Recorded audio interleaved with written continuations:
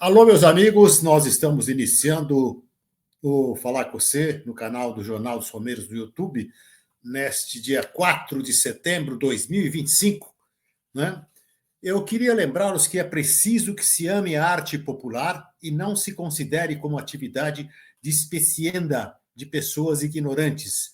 Devemos esclarecer sobre o seu sentido, a sua beleza, a sensibilidade criadora, em suma, sobre todos os elementos que a fazem um motivo de inspiração e um espelho da alma coletiva da nacionalidade. Quem disse foi Renato Almeida, folclorista e musicólogo, dentre tantas outras coisas. Uma outra frase importante da professora Neide Rodrigues Gomes, folclorista, no Revelando Capital, São Paulo, em 2013, na entrevista que ela nos concedeu, ela disse: a referência de São Paulo é Brasil, é revirar o baú, pois aqui tem de tudo e para todos. O homem anda com a sua cultura. A herança cultural está dentro do sangue de cada ser. Como eu disse, professora Neide Rodrigues Gomes.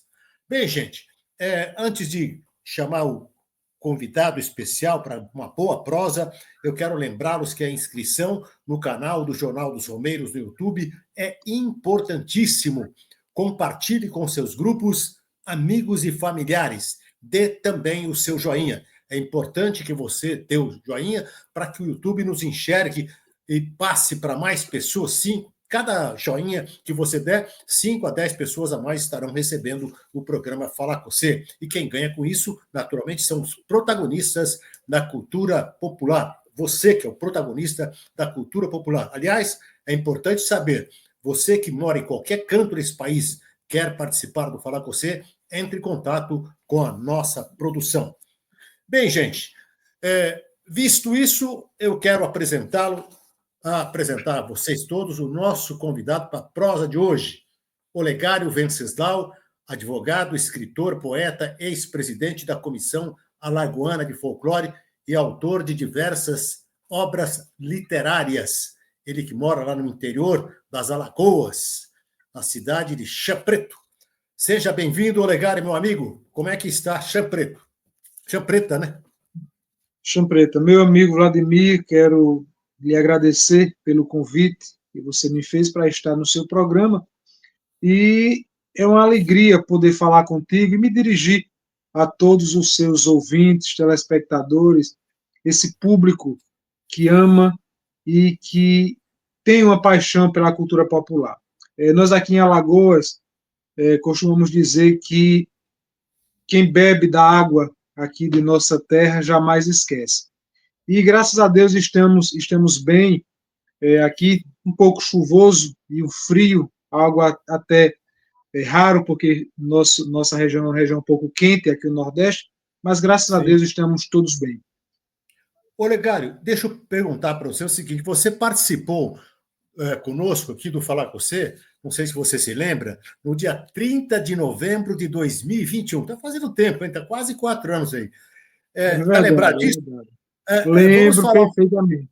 Você lembra disso, né? Vamos falar um pouquinho de Chã Preta, que é a princesa dos montes, onde você reside, e para quem não sabe, distante 108 quilômetros, mais ou menos isso, da capital, da belíssima Maceió, diga-se de passagem. Eu queria perguntar para você de saída, como é que foi a 9ª edição do Agosto Cultural aí na cidade, organizado pelo grupo Flor da Serra. Conte um pouquinho como é que foi esse evento aí, que foi um evento que havia uma expectativa muito grande, como sempre acontece. Fale um pouquinho sobre ele. É verdade. Vladimir, falar do Agosto Cultural é falar também da minha terra natal, Chã Preta, como você bem falou.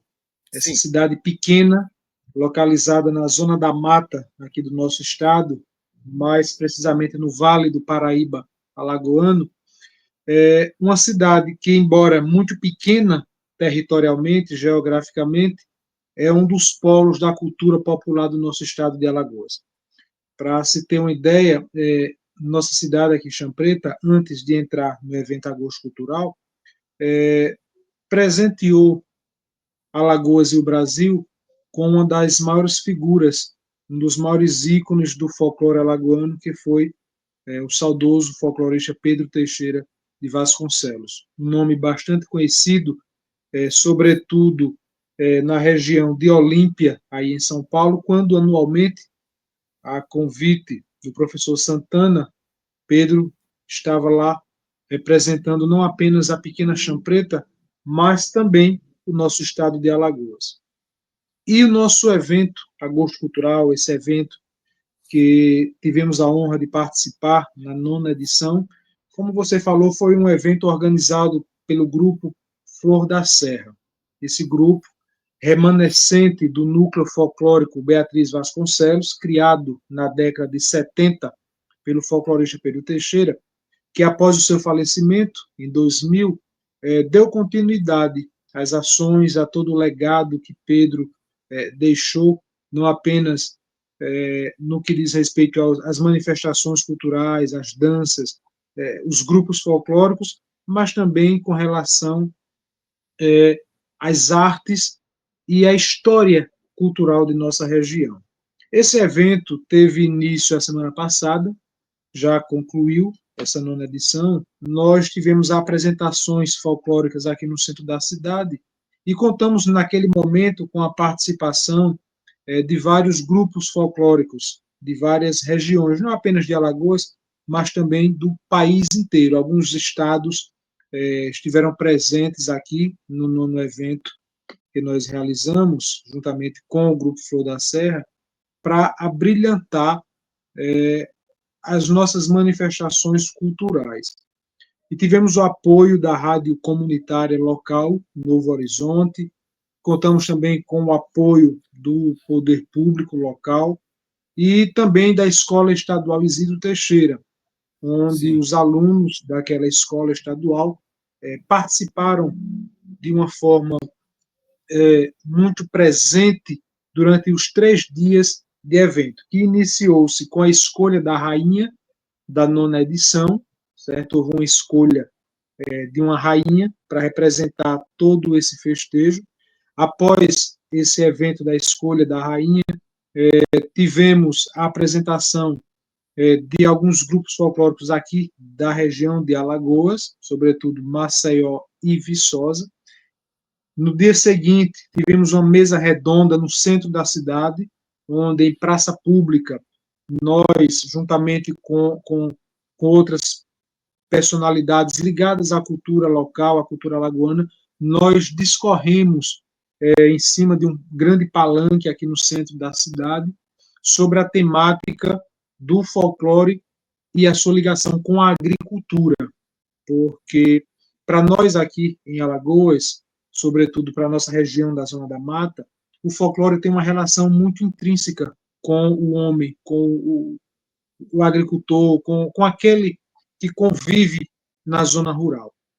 E, ao final desse evento, nós tivemos um brilhante desfile pelas principais ruas da cidade, onde contamos, além da participação da Escola Isidro Teixeira, com outras escolas do município.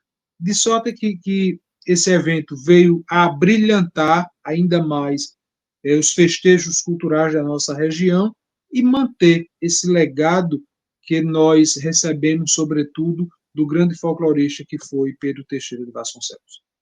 Muito bom, né? Muito bom você falar sobre isso, que é importante, porque muita gente nem sabia da existência, por exemplo, de um evento dessa grandeza, né? Porque as pessoas falam, mas Champreta é uma cidade pequena, deve ter hoje o quê? Uns 7 mil, 7, 8 mil habitantes? Aproximadamente.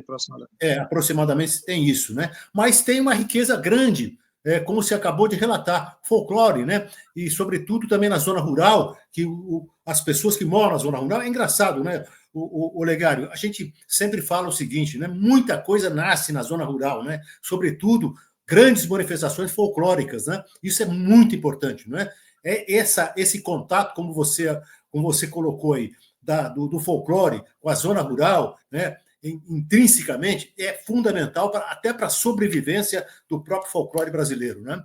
Bom, eu queria dizer a você o seguinte, você é autor de alguns livros, diversos livros, né? Eu gostaria que você abordasse um deles, que é Duas Lanças, né? como é que foi a sua inspiração para escrever esse livro que fala sobre cavalhada? Conta um pouquinho como é que nasceu isso, da onde que veio, enfim. Fala um pouquinho desse livro, que é um livro importante seu. Vladimir, esse livro surgiu em um momento em que nós, principalmente nós champretenses, estávamos na iminência de comemorar 100 anos da introdução desse torneio folclórico aqui na minha cidade de Champreta. Em 1914, nós recepcionamos aqui em Champreta esse torneio folclórico oriundo da cidade vizinha aqui de Viçosa. Champreta, para quem não sabe, era um distrito da cidade de Viçosa, do município de Viçosa, que em 1962 desmembrou-se, tornando-se também um município autônomo.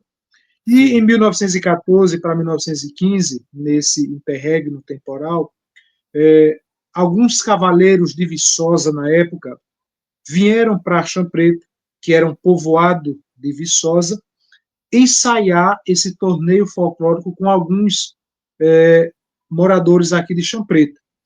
E vale destacar, nesse momento, a presença, a influência de um grande folclorista viçosense, dois, na verdade, eu faço questão aqui de deixar claro, Dr. Theo Brandão, que é o nosso grande expoente aqui no estado de Alagoas, o grande folclorista Theo Brandão, e o seu primo, Sinfrônio dos Passos Vilela. Ambos, Dr. Theo Brandão, com a sua influência intelectual, seus estudos, sua pesquisa, e Sinfrônio dos Passos Vilela como ensaiador, como aquele que vinha e veio para ensaiar com os champretenses naquele momento esse torneio. E o livro Duas Lanças, ele narra essa história, mas eu vou mais além de 1915. Eu registro, por exemplo, a chegada das naus portuguesas e com ela essa manifestação da cavalhada, que na verdade é uma rememorização do grande torneio cultural e histórico que foi a batalha entre mouros e cristãos na Idade Média. E essa teatralização histórica foi que ensejou essa manifestação que hoje nós conhecemos como cavalhada. No Brasil, vem com as naus lusitanas no século XVI. E em algumas capitanias, sobretudo a capitania de São Vicente, aí em São Paulo, em 1630, aproximadamente, já havia os primeiros ensaios dessa manifestação. Após essa data, essa manifestação ela vem para a região Nordeste com uma força grande, sobretudo para a região de Pernambuco. Isso nós narramos historicamente na nossa obra. Como Alagoas, até então, em 1817, ainda fazia parte da capitania de Pernambuco, os portugueses pernambucanos que comandavam politicamente e administrativamente aqui nosso estado de Alagoas, trouxeram para o estado de Alagoas, mais precisamente já em 1740, para Santa Maria Madalena da Lagoa do Sul, hoje Marechal Deodoro, cidade de Marechal Deodoro, os primeiros ensaios de cavalhada. Ou seja, eu trago nesse meu livro a história desde o início, com a batalha entre mouros e cristãos, que aconteceu durante o reinado do imperador Carlos Magno, e que esta batalha transformou-se numa teatralização, que hoje nós conhecemos como cavalhada, que veio para Champreta em 1914 e 1915, com os ensaios iniciais. E a partir daí, toda essa história de Duas Lanças, surgiu finalmente esta obra, que eu há vários anos vinha pesquisando, mas que aproveitou, que ensejou com os 100 anos, o centenário da chegada da cavalhada em Champreta, com a publicação desta obra. É importante ressaltar, né, Olegário, que existe um impacto muito, muito importante com relação às cavalhadas, né? Além da preservação à história, às tradições, né? E à identidade local, né?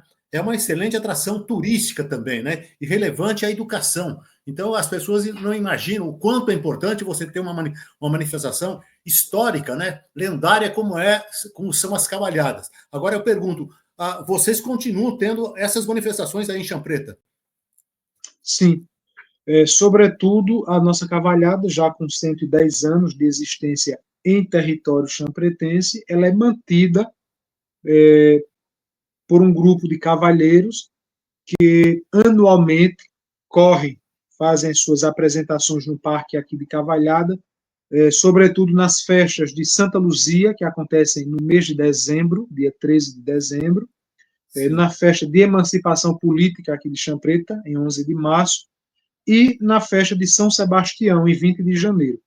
Essas 3 datas anuais acontecem a apresentação, essa teatralização ao ar livre, no Parque de Cavalhada, dessa manifestação cultural, onde os cavaleiros, os conhecidos pares de França, nas cores azul e encarnado, eles vão se degladiar naquele Parque de Cavalhada, não uma degladiação bélica, mas uma degladiação onde o maior número de argolas que são retiradas lá do haste trazem a vitória para um dos dois grupos, ou encarnado ou azul, e essa manifestação ela sobrevive em Champreta principalmente pelo amor que nós temos à nossa cultura. Muito legal, né? Falar de cavalhadas e faz parte, né, das celebrações folclóricas portuguesas, né? Nessas festas religiosas ou políticas e guerreiras que tinham na época, né? Sobretudo na Idade Média, né? Mas o Brasil, desde o século XVII, né?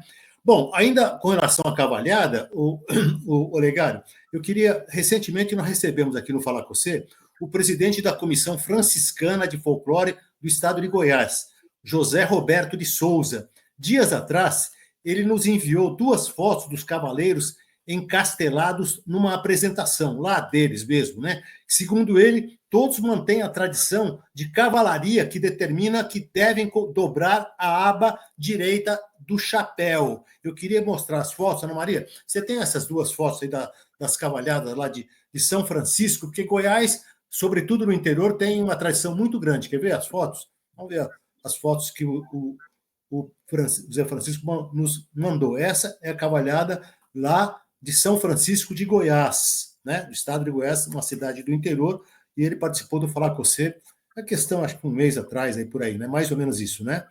Essa cavalhada é muito importante lá de São Francisco. Então ele estava dizendo sobre isso aqui, essa tradição da cavalaria, dos cavaleiros, de dobrar a aba direita do chapéu. Como é que você analisa isso? Você praticamente é um expert também sobre cavalhadas. É uma tradição isso também?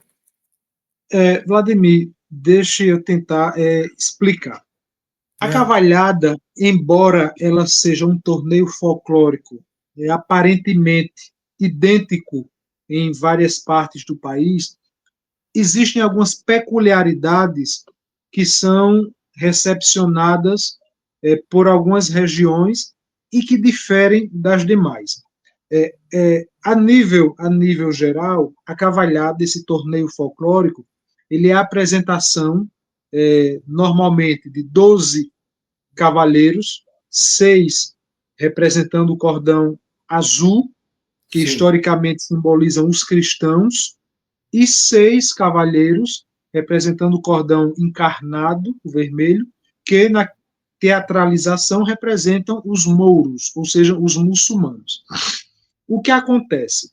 Em linhas gerais, a cavalhada seria esse torneio onde mouros e cristãos, né, azul e encarnado, entram em litigância, em beligerância, representando a batalha que aconteceu na Idade Média.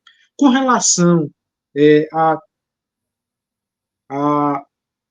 ao evento que você mostra aí na foto, a cavalhada em Goiás, que inclusive Goiás, antes de adentrar, continuar a minha explicação, Goiás é um dos estados que mais conserva e preserva essa manifestação, sobretudo lá em Pirinópolis. Eu acredito que Pirinópolis é o município também que tem essa grande influência da cavalhada.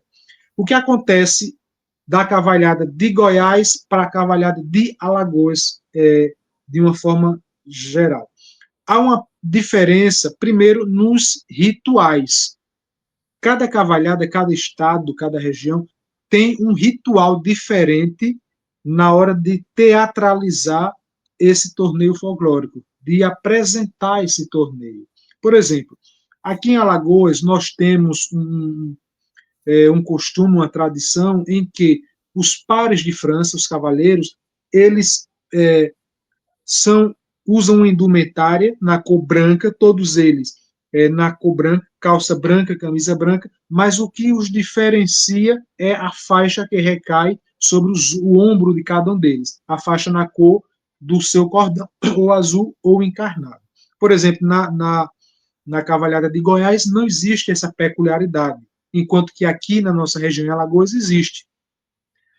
Um outro aspecto que nos diferencia um pouco com relação à ritualística da cavalhada é que aqui na nossa região, o cavaleiro ele não usa chapéu, como eu percebo aí na cavalhada de Goiás, que é um costume da região.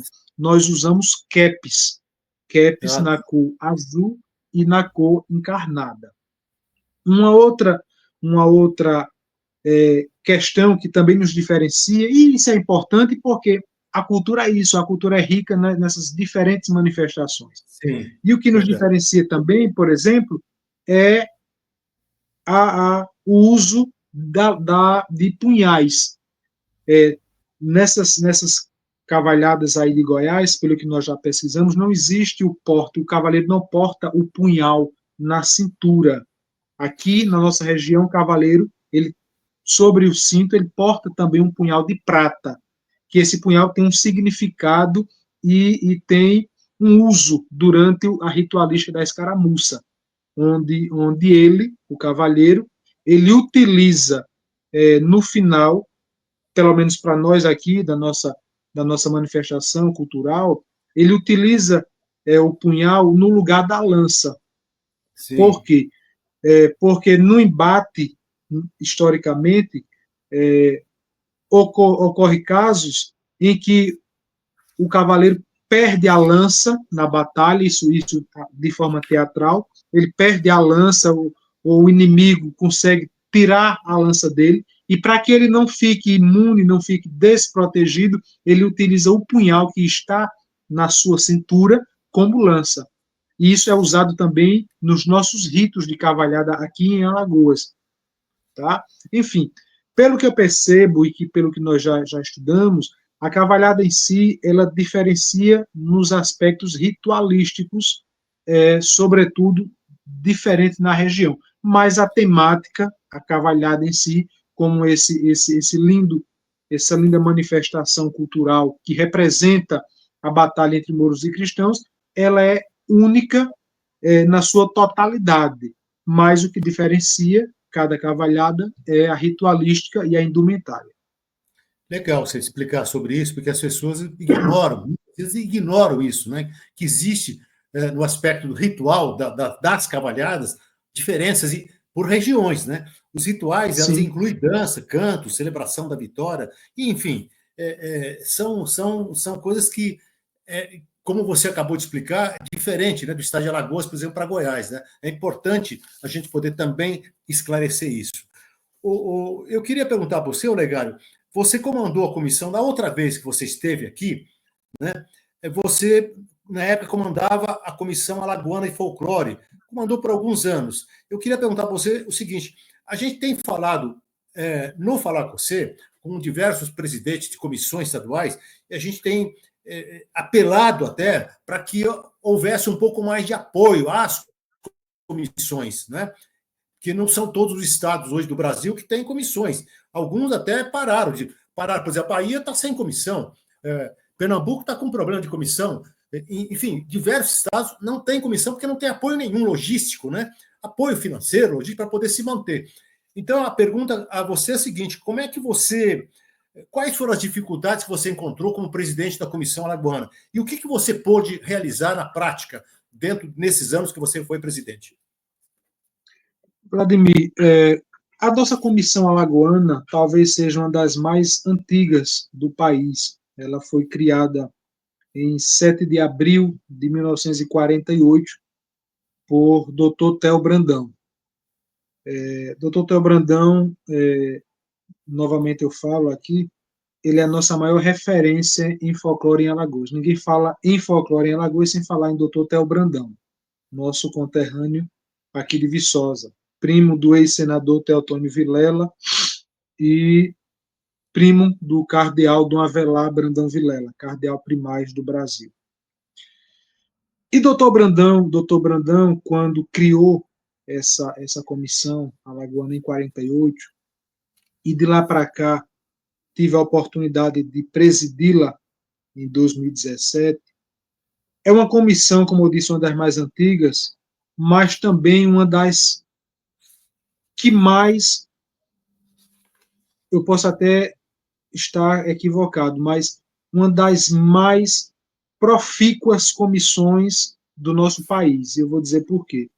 Porque ao longo desses mais de 70 anos de Comissão Alagoana de Folclore, nós nunca deixamos de nos reunir nessas mais de 77 décadas, de nos reunir e de manter a nossa tradição até o dia de hoje. Para se ter uma ideia, Vladimir, nesses mais de 70 anos de Comissão Alagoana de Folclore, todos os anos, ininterruptamente, o estado de Alagoas, os nossos folcloristas, os nossos estudiosos, eles mantêm, é, eventos culturais e folclóricos, tanto em Maceió, como no interior do nosso estado, utilizando recursos próprios. Nas nossas pesquisas, nós descobrimos que desde o início de 48 até agora, de existência da nossa comissão alagoana, todos os anos a nossa comissão promove eventos, tanto em Maceió como em várias cidades do estado, por conta própria. E essa foi a grande dificuldade que eu percebi no momento que eu assumi a nossa comissão. A falta de um olhar do poder público mais atento à nossa causa, inclusive até do setor privado mesmo. Nós tivemos, e ainda temos essa grande dificuldade de ter esse apoio desse segmento, tanto público como privado, onde muitas das vezes nós, como presidentes de comissão, e até os membros, nós tiramos os nossos recursos próprios para manter eventos folclóricos aqui em Alagoas, para manter tradições que ainda existem, sobretudo graças à abnegação de muitos folcloristas e estudiosos que nesses mais de 70 anos têm mantido a Comissão Alagoana de Folclore. De sorte que eu sinto, talvez não seja apenas um problema de Alagoas, mas do Brasil inteiro, essa falta de um olhar do poder público, sobretudo, em nos ajudar a manter essa tradição. Porque eu acredito que, se não fossem as comissões de folclore em cada estado, muita coisa já teria se acabado, já teria perecido. E hoje, o que mantém ainda essas tradições vivas, eu não tenho dúvida, são as comissões de cada estado. Então, mas esse é um problema recorrente, viu, o Legário, que a gente tem debatido aqui no Falar com Você, e a ideia é a gente poder estar discutindo, fazer inclusive uma mesa redonda sobre isso, para discutir com diversos presidentes de comissões que caminho que a gente vai ter que seguir. Porque do jeito que está acontecendo hoje, como você relatou também, a gente tem discutido isso, o poder público praticamente vira as costas para o folclore, né? Com raríssimas exceções. E aí fica muito difícil, porque em Alagoas, como você relatou, os folcloristas tentam manter o folclore ou mantêm o folclore às suas expensas. Mas chega uma hora que o bolso não aguenta. O bolso não tem mais recurso para manter isso vivo. Então, é muito complicado, porque é preciso uma mudança de mentalidade, o poder público enxergar o folclore de uma maneira diferente, né? Então, é uma discussão que merece uma boa reflexão, mas que a gente precisa realmente nos unir para tentar mudar essas coisas. Porque, como você disse, Alagoas, vocês têm aí diversos folcloristas que conseguem manter isso vivo. Mas tem estados que não tem mais nem comissão estadual, né? O estado de São Paulo mesmo, que é um estado riquíssimo, a presidente mesmo confidenciou aqui que ela não tem mais recurso para poder manter as coisas. Você faz um evento, faz outro, mas não tem sede, você não tem uma sede própria, né? Não tem recurso nenhum. Como é que você vai manter? Como é que você vai receber se você não tem uma casa própria para receber as pessoas? Fica um pouco difícil, né? Fica difícil. E não chega também, não chega nem nas escolas. Esse é um outro problema, porque o jovem, muitas vezes, não conhece o folclore nosso, o rico folclore. Por quê? Porque não chega na escola, então fica difícil. Como é que você vai manter vivo? E como você não tem na escola o folclore, as pessoas vão se envelhecendo e as coisas vão mudando de tal maneira que como é que vai ser o futuro do folclore, né? Porque as pessoas morrem também, né? E aí não tem, o jovem não vem junto e aí chega uma hora que como é que fica, né? É o que está É acontecendo verdade. hoje. Então é preciso. Esse tem sido, Vladimir, talvez o grande obstáculo, não apenas da Comissão Alagoana, mas eu acredito que de todas as comissões estaduais, É geral, viu, é sobretudo a Oliveira? falta de apoio. É É falta de geral. apoio do poder público. Eu estava conversando com a Rúbia, a Rúbia, não sei se você conhece, é de Pernambuco, aí, Sim, socióloga sim, e tal, foi presidente da comissão pernambucana, está com seríssimos problemas em Pernambuco, né? Mas o que acontece é o seguinte: a gente está tentando fazer uma comissão aí para, quem sabe, conversar com a ir até Brasília, conversar com a secretária, a ministra da Cultura, para ver se a gente consegue alguma coisa, né, nesse sentido, de prático, né, para que as comissões possam sobreviver. Mas para sobreviver é preciso que tenha uma lei que garanta a sobrevivência, mas com recurso para as comissões. Você vê, a Comissão Nacional, hoje a presidente é a Marley, lá de Mato Grosso, não tem recurso nenhum. Então você fala, como é que vai sobreviver? Como é que vai promover? Como é que vai fomentar o folclore? Né? É difícil, é muito complicado. verdade. Por exemplo, você falando agora de Pernambuco, eu conheço muito bem a Rúbia, é uma pessoa queridíssima, Sim, inclusive quando eu presidi a Comissão Alagoana, ela também já estava como presidente da Comissão Pernambucana. Se nós observarmos, por exemplo, Pernambuco, eu faço aqui agora esse contraponto, Pernambuco e Alagoas, duas comissões importantíssimas para o país, dois estados de uma riqueza cultural e folclórica sem precedentes nesse país, e eu aqui, por exemplo, cito Pernambuco com o maracatu, essa manifestação cultural importantíssima para o país, cuja força em Pernambuco é enorme, e aqui em Alagoas o Guerreiro. Veja, dois estados com duas manifestações riquíssimas, por exemplo, o maracatu em Pernambuco, o Guerreiro em Alagoas.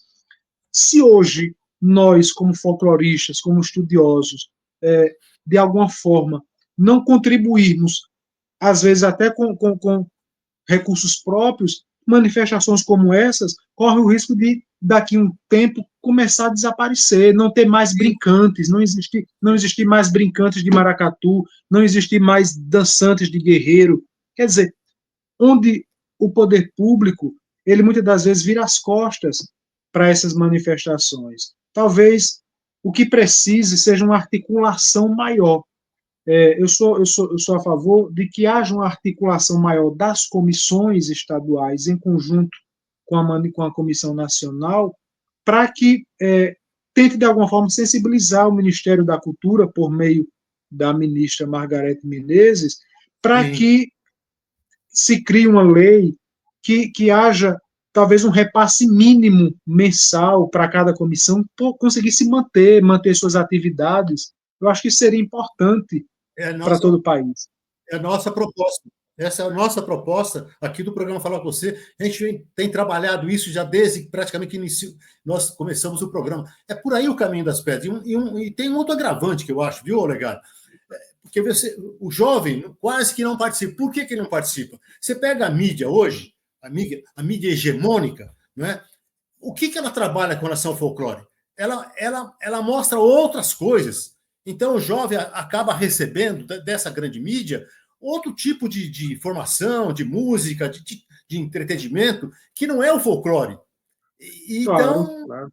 como é que ela faz? Então, o jovem está acostumado com outro tipo de entretenimento que não é o folclore. Isso também é um problema Verdade. seríssimo, né?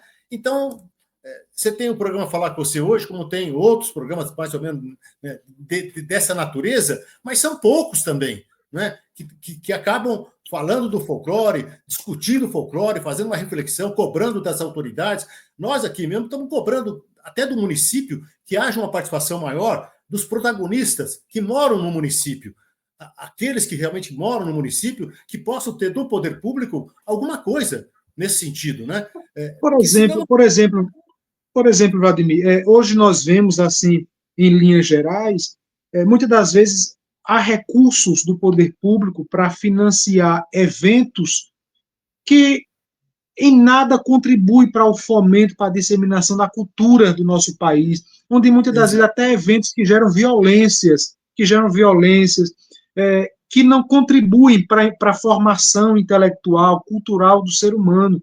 Eu dou um exemplo, por exemplo, São Paulo, estive recentemente aí em São Paulo, em São José dos Campos, Taubaté, uma região riquíssima culturalmente, é uma região onde as cantorias tem uma força muito grande aí a questão a cantoria sertaneja aí de roça, que nós chamamos aqui de roça, mas infelizmente não tem o apoio necessário aí em São Paulo. Aqui em Alagoas, como eu disse, nós temos aqui manifestações riquíssimas, como o Guerreiro, como o Reisado, como o Pastoril, mas que infelizmente só sobrevive graças à abnegação de pessoas que utilizam o próprio recurso para manter essas tradições.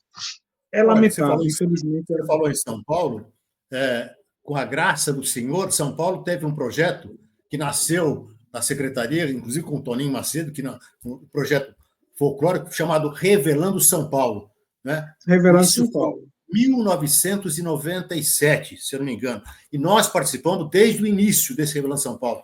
Isso fomentou a cultura popular de tal maneira que segurou e deu ênfase e deu visibilidade a toda a cultura popular. Se não fosse o Reverendo São Paulo, eu diria para você o seguinte, que o folclore de São Paulo também estaria bem às escondidas, né? Então, essa visibilidade que tem hoje o folclore paulista deve-se muito ao chamado Reverendo São Paulo, que nasceu com Toninho Macedo, Secretaria de Estado da Cultura, né? O secretário tinha uma visão excelente na época, deu guarida a isso, e até hoje você tem um Revelando São Paulo. Mas, se você perceber, isso é uma exceção. Aliás, a gente tem cobrado por que o estado de outros estados não possam fazer também um Revelando Alagoas, um Revelando Mato Grosso, um Revelando Minas Gerais, um Revelando Maranhão. Por que não? São Paulo tem. Então, o exemplo está aí. Eu acho que seria oportuno também que os estados também pensassem sobre isso aí, para revelar os seus valores e dar visibilidade aos seus valores folclóricos, né? Porque senão a coisa não vai andar. Bom, você falou do estado de Alagoas, eu queria só mostrar para as pessoas o seguinte: o estado de Alagoas se configura como o estado que detém a maior diversidade de manifestações culturais populares, com destaque para muitos tipos de folguedos, danças populares, que são fonte de referências aos estudiosos e artistas de todo o país. As baianas, como você disse, bumba, meu boi, cavalhada, fandango, guerreiro, pastoril, quilombo, reizado, são os mais conhecidos folguedos que compõem a diversidade do folclore alagoano. Quer dizer, o estado de Alagoas é riquíssimo, sem dúvida alguma. Então, está na hora do estado também, né, Olegário, enxergar de outra maneira o folclore, né, da guarida, da condição, quem sabe criar aí o Revelando Alagoas. Como é que você acha? Que você acha dessa ideia? Vladimir, antes de falar nesse assunto, eu só gostaria de usar um pequeno espaço do seu programa para prestar aqui uma homenagem a uma querida amiga que já faleceu recentemente, aí de São Paulo, e que tive a oportunidade de conviver com ela há alguns anos e reencontrá-la nos congressos e nos eventos folclóricos, que foi a Ângela Savastano. Sim, Ângela que infelizmente. recentemente nos deixa, ela também nos traz um legado de luta, não apenas aí na região de São José dos Campos, na região do Vale do Paraíba de No São Paulo, Museu do mas Folclore de São José, né? é Deve ser. verdade, é verdade, mas uma luta, sobretudo, nesse imenso país. Ângela foi uma guerreira e uma grande referência, inclusive para nós aqui de Alagoas, a sua luta aí em São Paulo. Você falando, revelando Alagoas, seria importante que cada estado seguisse esse exemplo do Toninho aí e criasse o Revelando Pernambuco, Revelando Alagoas, Sim, Revelando Maranhão, e que o poder público, como eu disse, se sensibilizasse em contribuir, em ajudar esse projeto. Porque é um projeto que o Toninho criou aí em São Paulo, que hoje serve de referência para todo o país. Para todo o país. Eu não sei se esse projeto aí ainda está seguindo, se tem o apoio necessário em São Paulo, mas que Revelando esse projeto continua. deveria Continua. ser imitado e seguido por todas as unidades da federação.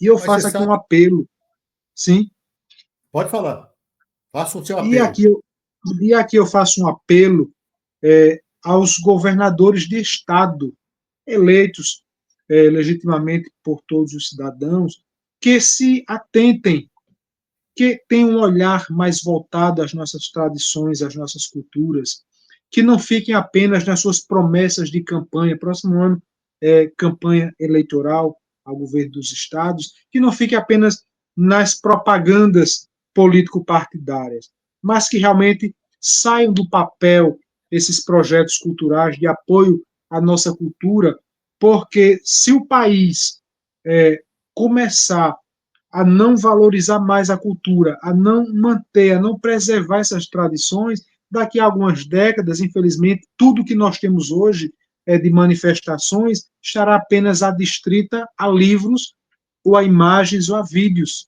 Não teremos mais brincantes de maracatu, não teremos mais cavalheiros que corram cavalhada, não teremos mais baianas, não teremos mais brincantes de taieiras, ficará adstrito apenas a livros e a memórias. E é isso que nós, diuturnamente, tentamos e lutamos para que não fique apenas no passado, mas que continue presente nesta geração e que tenha a garantia de que no futuro também essas manifestações continuarão existindo. É, aliás, é uma das bandeiras aqui do nosso programa, né? Fazer com que também as comissões estaduais possam brigar dentro dos seus estados, cobrando das autoridades, porque senão não adianta. Se você tem a comissão estadual, inclusive a semana passada conversei com a Isabel, vamos cobrar do governador do estado. Teve um evento lá em Aparecida de Goiânia, é, a semana itinerante do folclore em Aparecida de Goiânia. Cadê o Estado para apoiar? Um absurdo. Aí eu conversei com a presidente da comissão aparecidense e com a Isabel, precisa cobrar o Estado. Cobra lá o governador do Estado, porque esse projeto, essa semana itinerante, não é da cidade de Aparecida de Goiânia, é do Estado, porque esse ano foi em Aparecida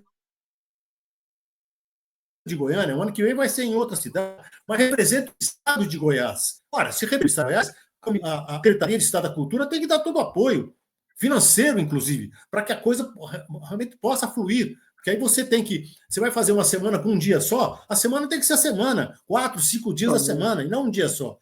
Mas precisa cobrar as autoridades. Porque se você não cobrar, eles vão continuar virando as costas. O político é sempre assim. Né? Na hora do voto, grita, vai lá, paga isso, paga aquilo, mas depois, amigo, se você não cobrar, eles esquecem totalmente. Essa que ainda, infelizmente, é a nossa realidade. Você falou de coisas de...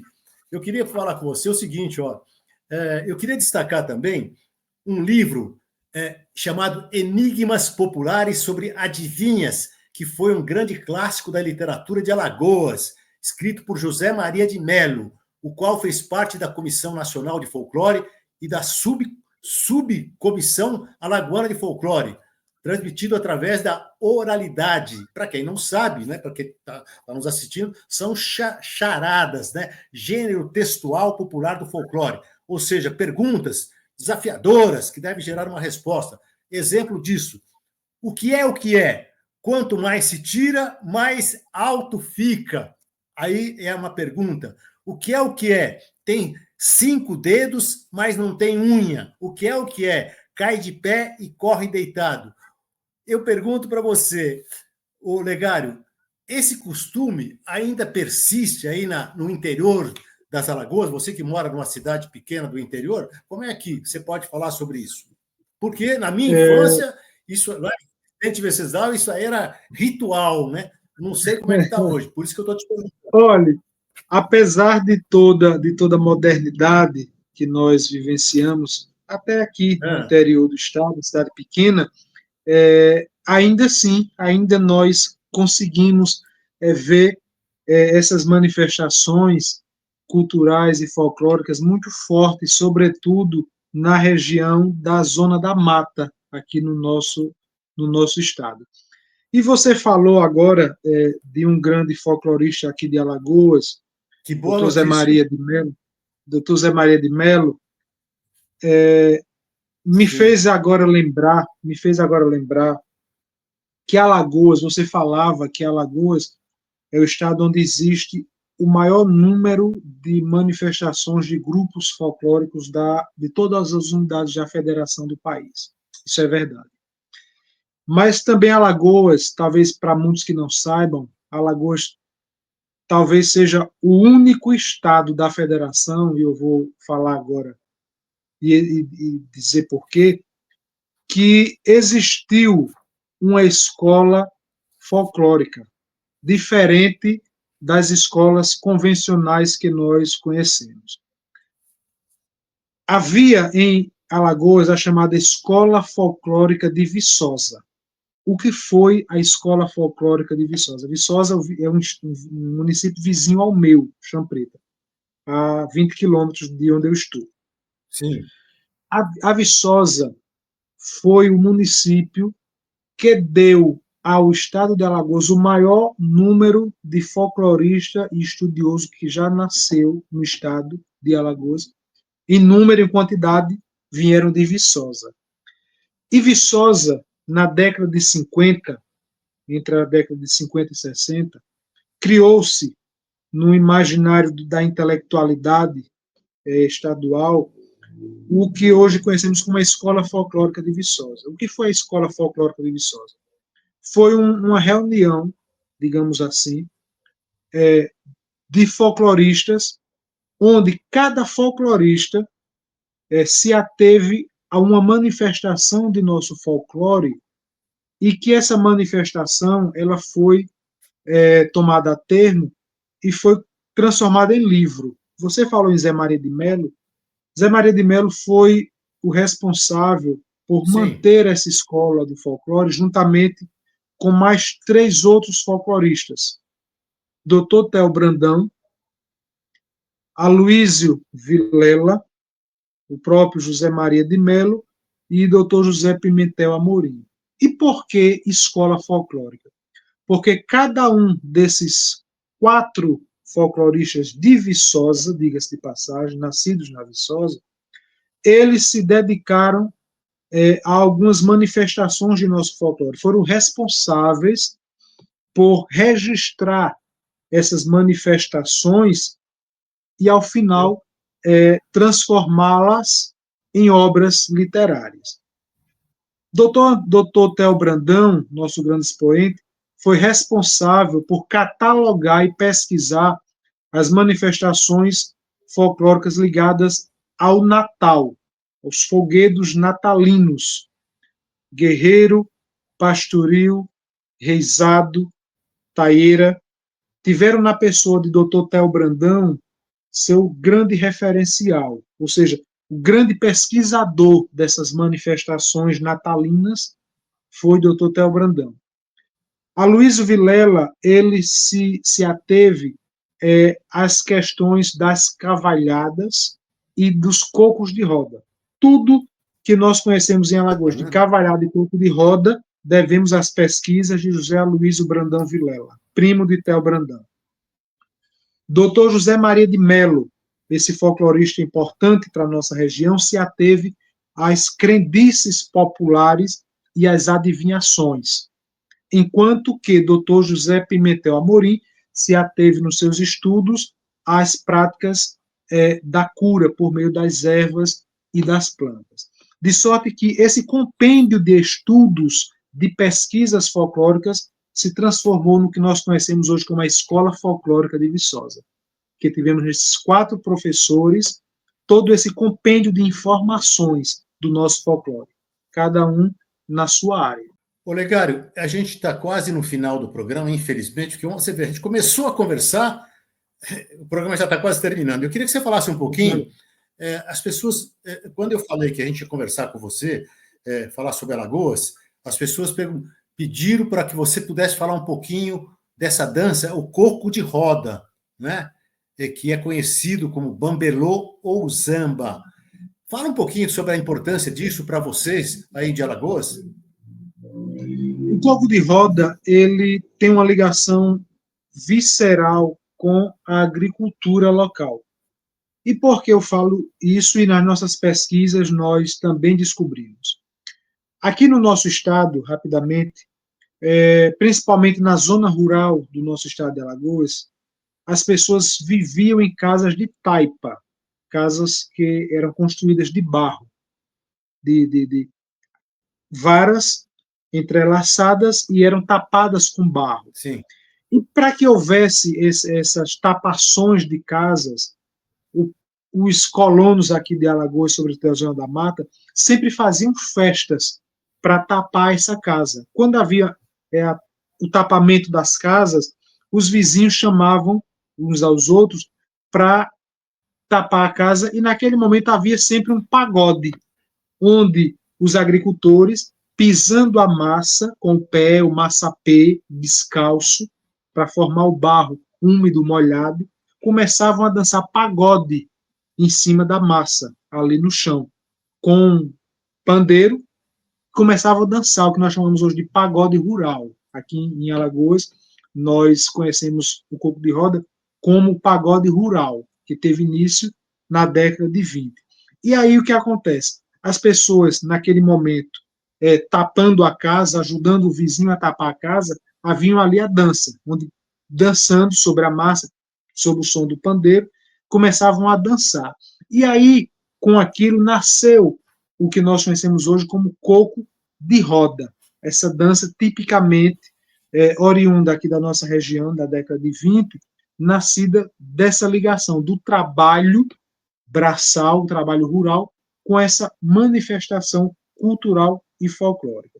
De sorte que, para nós aqui em Alagoas, o coco de roda tem essa nomenclatura também de pagode rural. Por quê? Porque essa manifestação nasceu dessa forma de trabalhar, essa forma laboral, e que até hoje perdura na nossa região. Claro que cada região tem a sua peculiaridade, mas para nós aqui em Alagoas, o coco de roda teve essa origem histórica. Bom, para encerrar, eu queria que você falasse um pouquinho de algumas lendas, sobretudo essa.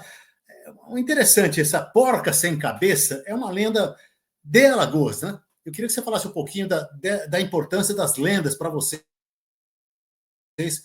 de Alagoas, porque isso tem um reflexo, né, praticamente no Brasil inteiro. Quando se fala de Alagoas, mitos e lendas faz parte da tradição.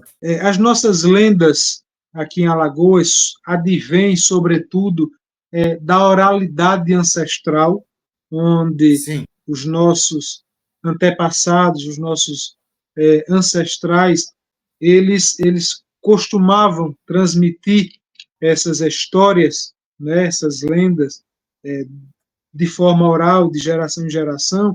E aqui em Alagoas, sobretudo da nossa zona da mata, aqui de Alagoas, a força dessas lendas ela ainda é bastante pujante, porque em algumas escolas aqui da nossa região, temos algumas escolas que inseriram a disciplina do folclore em sala de aula, e uma das matérias dessas disciplinas são as nossas lendas, que são trabalhadas com os alunos, principalmente do ensino fundamental, do primário até o 5º ano. E eu já tive a oportunidade de visitar algumas escolas onde trabalham-se não somente as lendas com os nossos alunos, aqui nas lendas da região, mas também as crendices populares e as nossas manifestações de forma geral.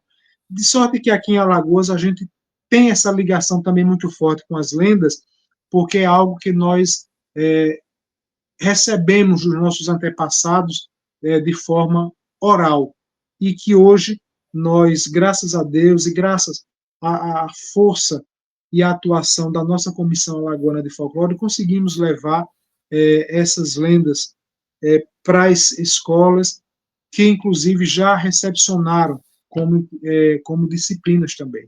Bom, nós estamos chegando ao final do programa. A gente não deu para falar, eu queria falar sobre os bandos, Bumba Meu Boi, Reizado, Baianas, Fandango, Quilombo, tanta coisa, Pastoril, muita coisa para falar, mas o Olegário vai voltar numa outra ocasião, né? Mas, Olegário, quero agradecer muito você pela sua participação, mando um abraço a vocês aí, ou da comissão também, Alagoas, pelo trabalho que vocês fazem, e vamos nos manter acesos aí e lutando, vamos continuar essa luta para o poder público nos olhar de uma outra maneira, né? Porque senão o futuro está meio nebuloso para o nosso folclore, mas depende muito da gente. Resiliência, muita luta, muita briga, para poder a gente buscar o nosso espaço, que é fundamental para a gente manter esse folclore rico, que eu sempre falo aqui, o maior folclore da terra é o folclore brasileiro, dessa miscigenação que nós temos o privilégio de ter aqui no Brasil, né? Mas quero te agradecer de coração a sua participação e o microfone do Fala Com Você à sua disposição.